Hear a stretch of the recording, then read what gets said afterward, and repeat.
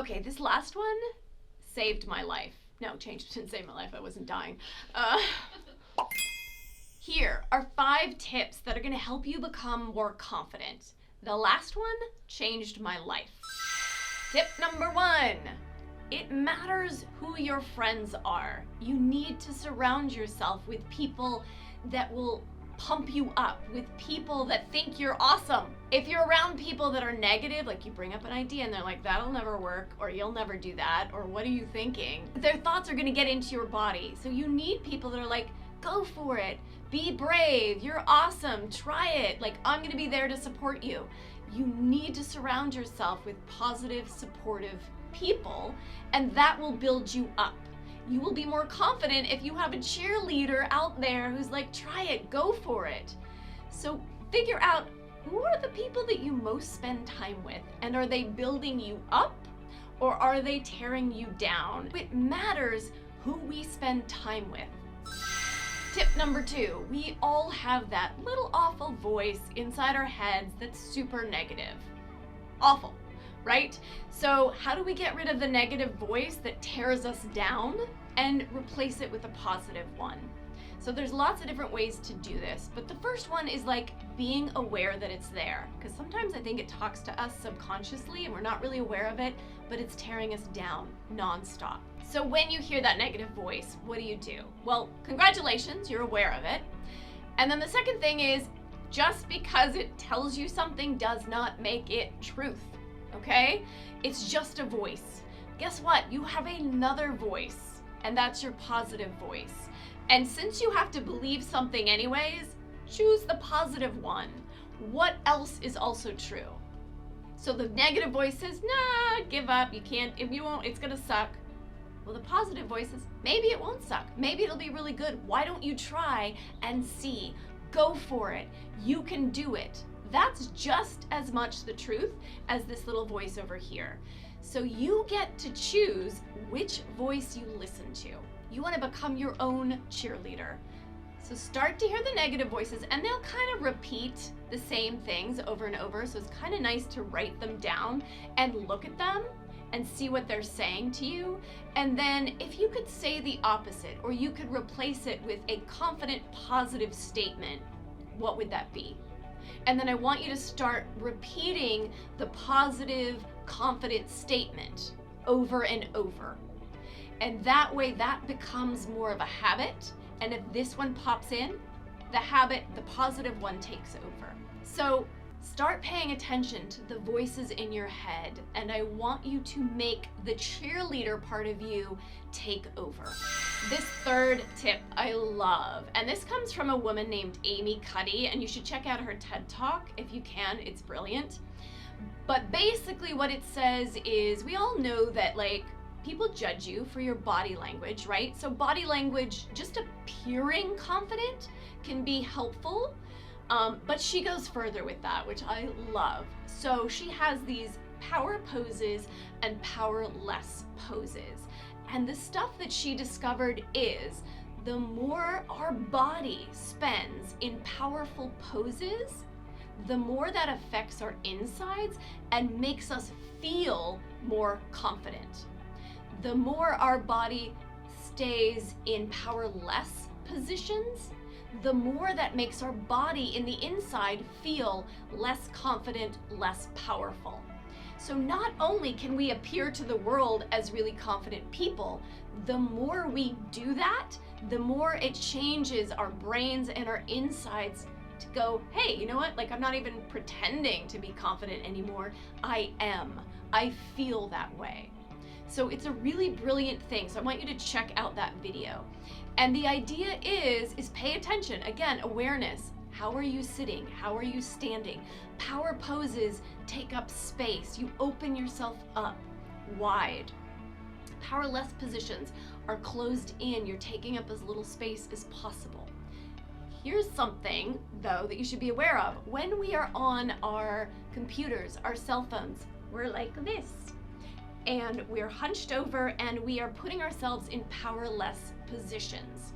Not good, because if you're there a lot, without even knowing it, it's affecting how you're feeling about yourself. So what do? Well, if you can take up some space and be on your phone, great.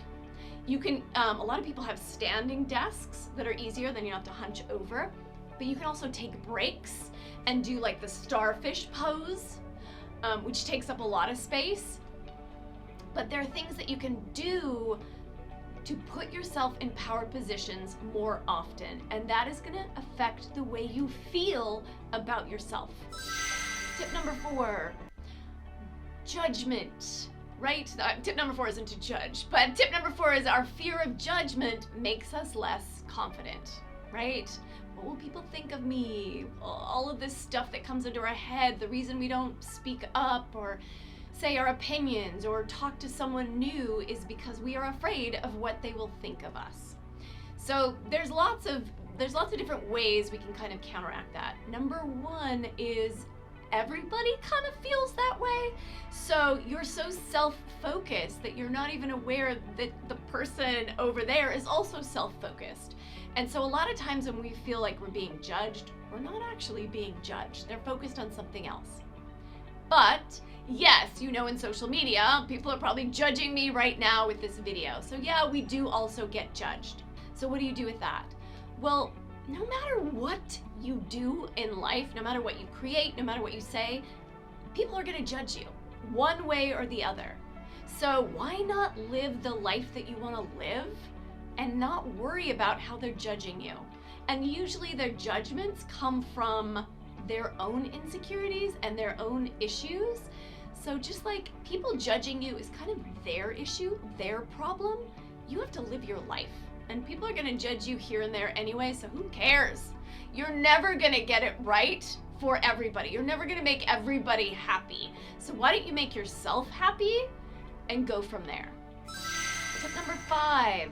This one changed my life. I think it's so brilliant. So someone taught me once, a long time ago, self-esteem. Healthy self-esteem is this line right here, which is same as. If we have healthy self-esteem, we feel and we know intrinsically that we are the same as everyone else. Just because someone has more success than you, someone has more money than you, doesn't mean they are better than you. They're doing different things, but we, at a gut level, at a soul level, we are the same as everyone else. That's healthy self-esteem. When we don't have healthy self-esteem, we either go up or we go down. So if we go up, we feel better than other people. That makes us feel better. We don't need to feel better if we have healthy self-esteem. So if we don't have healthy self-esteem, we go better than, well, I'm better than that person doing that thing, so I feel better about myself. Or I'm making more money than that person, so I'm better than. But if you live up here, that's not healthy self-esteem. And if you have to keep going up there, it means you're compensating for not feeling same as and good about yourself. What also happens is you can go below. I'm less than, they're so much better than me, they're so much smarter, they're so much prettier than me. I don't feel as, I'm not as good as them. Again, you're making up for the fact that you don't feel same as. It doesn't matter what someone looks like, it doesn't matter how much money they make. Everybody in their soul is same as. You are just as good as anyone else. So what I want you to notice is how often during the day do you go less than or better than?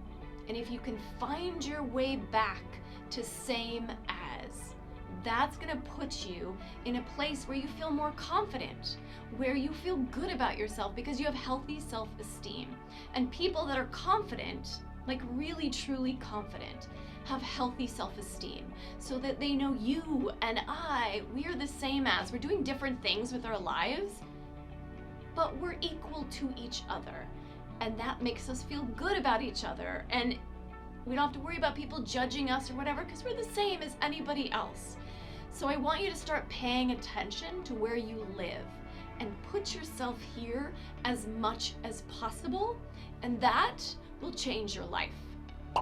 So I hope those 5 tips helped, because I want you to feel more confident. And the more confident we feel, I think the more joy we experience and the more things we create. So, same as, go create, feel good about yourself, and go into the world confident.